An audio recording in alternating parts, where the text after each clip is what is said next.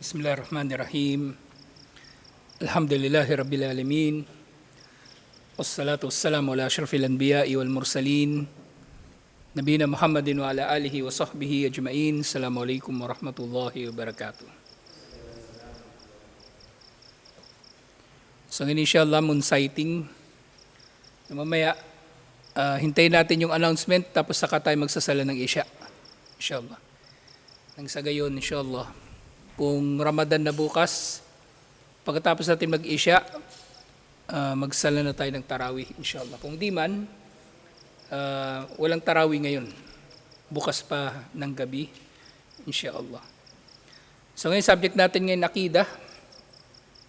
Sa chapter 14, sa Kitabut Tawhid, Babu minasyirki an yastagitha bigayrillahi aw yadu'u gairahu.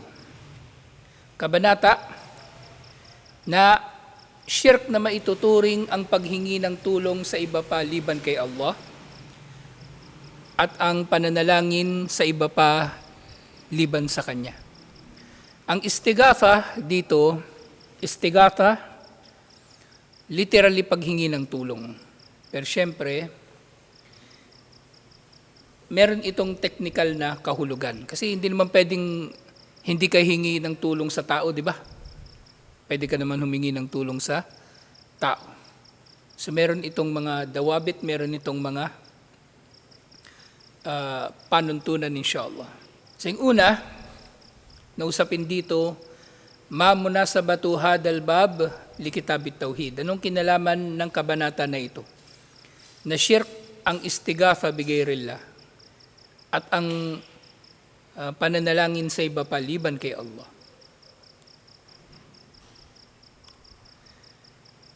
Hiya annal istighathata billahi wa du'aahu min anwa'il ibadah allati amara Allahu biha. Ito'y sa kadahilanan bakit ito ay usapin din sa tauhid. Ang paghingi ng tulong kay Allah at ang pananalangin pagdarasal sa Kanya ay kabilang sa mga uri ng ibada. At dito mapapansin din natin pinag-ugnay ang paghingi ng tulong sa panalangin. Dahil ang sino mang nananalangin o nagdarasal ay technically humihingi ng tulong kay Allah, humihingi ng pabor o biyaya ni Allah. Biyaya na magdudulot sa kanya ng kabutihan at biyaya na mag-aalis sa kanya ng kasamaan. So ito ngang istighatha at dua na ito, allati amarallahu biha, na ipinag-utos nga ito ni Allah na sa kanya lang tayo hihingi ng tulong, iyaka na'budu wa iyaka nasta'in. Sa kanya lang tayo sasamba, technically magdarasal, at sa kanya tayo hihingi ng tulong. Sa Kanya lang. At actually yan ang dahilan kung bakit sa Suratul Fatiha, katulad na natalakay natin kagabi sa tafsir, kakaiba ang siga o syntax ng Arabic sa Quran. Sa halip na sasabihin doon, na'budu ka, wa nasta'inu ka, iba ang paraan, dinagdagan ito ng iyaka. Iyaka, ibig sabihin, exclusivity. Ang paghingi ng tulong ay kay Allah at ang pagsamba ay kay Allah lamang, exclusively. Wa kullu ma kana ibadatun lillahi fasarfuhu li ghairihi syirkun yunafit tauhid. At ang anumang bagay na itinuturing na pagsamba kay Allah, ang anumang pagtutuon nito sa iba paliban kay Allah ay syirk at taliwas sa tauhid. Malaki man o maliit na pagsamba at itutuon ito sa iba pa liban kay Allah, ito ay shirk at ito ay tumataliwas sa tauhid. Sumunod na usapin, ito na yung kahulugan ng istighatha. Ariful istighathata wa ma al-farqu baynaha wa baynad du'a. Ano ang kahulugan ng istighatha at anong pinagkaiba ng istighatha? Paghingi ng tulong sa dua o pagdarasal o pananalangin kay Allah o sa iba pang dinadasalan liban kay Allah. Al-istighathatu hiya talabul ghawth wa huwa izalatu syiddah. Okay? Ang istighatha, ito raw ay ang paghingi ng gauth. Ang gauth, ito yung yung pag-aalis ng paghihirap. Kumbaga, tulong. Literal na tulong na dahil dito ay mawawala sa iyo ang dinadanas mo na paghihirap. At istighatha, nandito uli yung alif, sin at ta, na anumang salita, anumang isim na nagsisimula sa tatlong letra na ito, lahat ng ito ay nangangahulugan ng talab. Istighatha, talabul gauth, paghingi ng tulong. Wal farqu bainaha wa bainad du'ai anna al istighathata la takuna illa min al makrub. Wad du'a'u a'ammu li'annahu yakunu min al makrubi wa gayrihi. Ang pinagkaiba nilang dalawa, so ngayon humihingi ng tulong, siyempre, ang humihingi ng tulong yung tao na makrub. Ibig sabihin makrub yung nangangailangan o nasa kagipitan. At ang kanyang dasal ay nasa anyo ng istighatha. Nasa anyo ng istighatha. Kasi maaring yung tao, sabi nga rito, ang dua daw ay mas malawak kaysa sa istighatha. Ang istighatha ay isa lang sa mga uri ng dua. At maaring ang nagdudua ay nagdudua habang siya ay nasa pangangailangan, at maaari rin naman wala siyang pangangailangan pero siya ay nagdarasal pa rin kay Allah o sa sino man na kanyang sinasamba.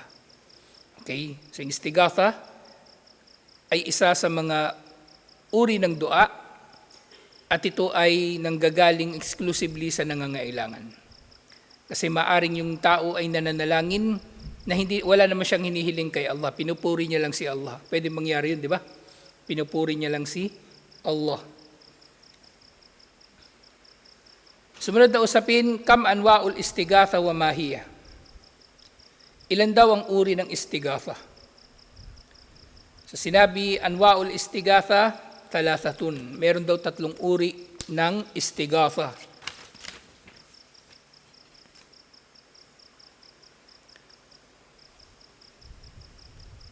Alam niyo ba spelling ng istighatha? Nasa yung libro na binigay ko? Nandun yun. Hindi niyo binasa. O, kita niyo, hindi kayo interesado kasi sa yung kumbaga, yan yung sinasabi ko kanina. Hanggang dito lang yung kaalaman sa inyo. Pag nasa ibang ibang panahon, nasa ibang mundo na naman kayo. Dapat yung gawin yung iisa lang ang mundo nyo. Mundo ng kaalaman, hindi yung paano kayo, paano tawag doon, yung parang nililipad-lipad lang kayo ng hangin kung saan kayo mapadpad. Sa 3 uri, ang istighatha at ang pagkakaayos dito ay ayon sa kung ano ang hukom dito. Una, wajib na istighatha. Pangalawa, muharrama, haram na istighatha. At pangatlo, jaiza, ibig sabihin mubah, pinahintulutan na istighatha. Wajib, kailan ito nagiging wajib? Wajibatun wahiya lati tutlabu minallah. Wajiba, ibig sabihin, ito na yung mga dua o paghingi ng tulong kay Allah. Wajib, nang ibig sabihin ito, maaring mga hulugan ito ng una, ng tao ay marapat na humihingi ng tulong kay Allah. Walang sino mang taong maaring magmamalaki kay Allah. Sasabihin niya wala siyang pangailangan kay Allah, walang ganun. O yung tao, kahit Muslim, maaring merong ganyan mag-isip na ayaw daw niyang magdasal kasi wala na siyang hihilingin kay Allah. Kasi kontento naman daw siya sa pinapahayag o kontento na siya sa ibinigay sa kanya ni Allah. Hindi rin. Kaya nga, yung hadith, ad-du'a'u huwal ibadah, ang pagdarasal, ang pananalangin, ito ang diwa ng pagsamba. Ito ang pagsamba, literal na kahulugan niya. So, ibig sabihin, obligado sa Muslim na siya ay hihiling, magdarasal, mananalangin kay Allah. Ito ay wajib. Siyempre, maaari ring mga hulugan ito. Pangalawang kahulugan nito na ang paghiling o ang pagdarasal ay para lamang kay Allah. Na mula rito, manggagaling yung number 2 na uri ng istighatha, muharrama. Wajib na ang istighatha ay kay Allah lamang dahil kung ang tao ay hihingi ng tulong sa iba pa liban kay Allah, ito ay magiging haram. Ito ay magiging haram na pagdarasal, haram na paghingi ng tulong. Muharramatun wahiya lati tutlabu min ghairillahi fima la yaktiru alayhi illallah. Okay. So yung mga paghiling sa iba paliban kay Allah, magiging haram lamang ito kung ang hihilingin mo sa iba paliban kay Allah. Halimbawa, sabihin na lang natin kapwa natin tao. Magiging haram ang anumang hihilingin natin sa kapwa natin tao kung ang hinihiling natin sa kanya ay isang bagay na si Allah lamang ang merong kakayanan o kapangyarihan dito. Okay? Pero kung hihilingin mong tulong sa tao, pautang ng pera, pwede, walang problema. Kasi pwede ka naman yung pautangin. O meron kang ipapaabot na bagay, meron kang ipapadalang bagay, pwede. Pero ang hilingin mo sa tao, halimbawa, ang anumang walang ibang may kapangyarihan dito liban si Allah. Di ba na-sample natin dati, halimbawa, yung tao. Sasabihin niya doon sa doktor, "Doktor, buhayin mo yung anak ko." Namatay yung anak niya. Kinukulit niya yung doktor na buhayin yung anak niya. Yun ay bagay na si Allah lamang ang merong kakayanan. So technically, siya ay nagsishirk. Siya ay nakakagawa ng shirk. Okay? Kahit pa masabi man natin na, kumbaga, nasabi niya yon dahil siya ay nasa emosyonal na kalagayan, psychologically unstable siya dahil sa pagkabagabag ng pagkamatay ng isang mahal sa buhay, shirk pa rin. Shirk pa rin. Kasi pinag-uusapan natin dito, kung shirk ba yung gawain o hindi pa natin tinitingnan yung niya. Hindi pa natin tinitingnan yung niya. Basta, yung gawain na yun ay shirk. Siya ay humiling sa tao ng isang bagay na walang kapangyarihan dito ang sinuman liban kay Allah. Ang buhayin, ang patay. So yun ay shirk. So halimbawa nga dito, kal istigathatu bil amwati wal gaibina fi jalbin naf'i aw daf'id dar.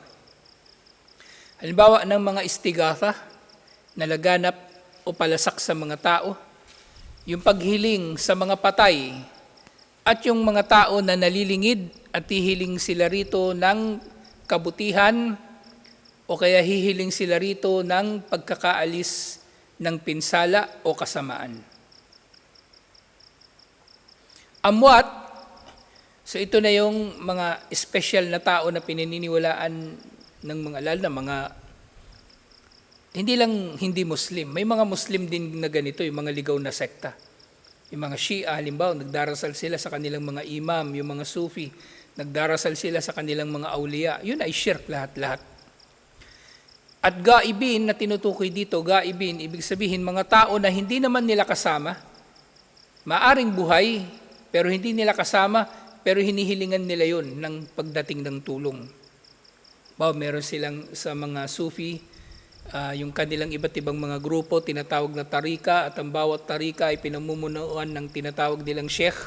So nananalangin sila dun sa tao na yun. Halimbawa yung sheikh nasa Pakistan, hihiling sila ng tulong doon sa tao na yun, na hindi naman sila direktang kausap, kahit sa telepono o sa sulat o sa internet ngayon, sinasabi lang nila, "Sheikh ganito, tulungan mo kami." Yun ay shirk.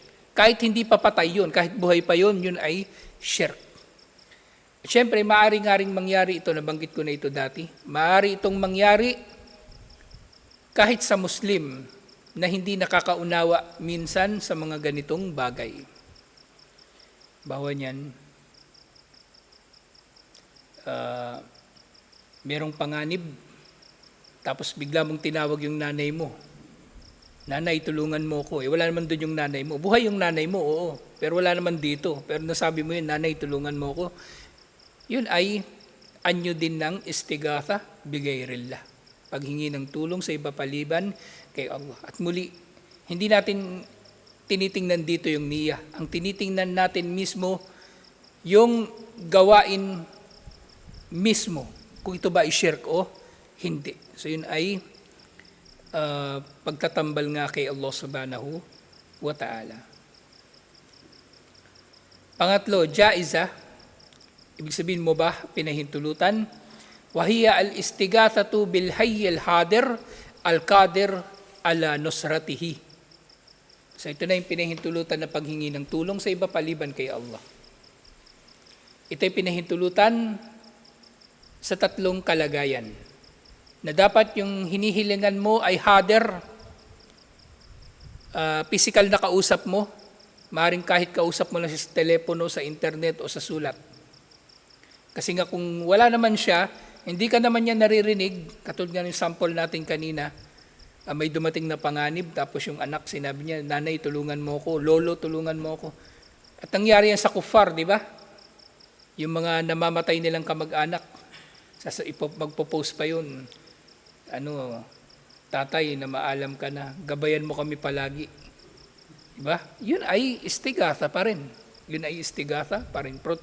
Pangalagaan mo kami palagi, proteksyonan mo kami. Ano yun? Diba? Walang ganon.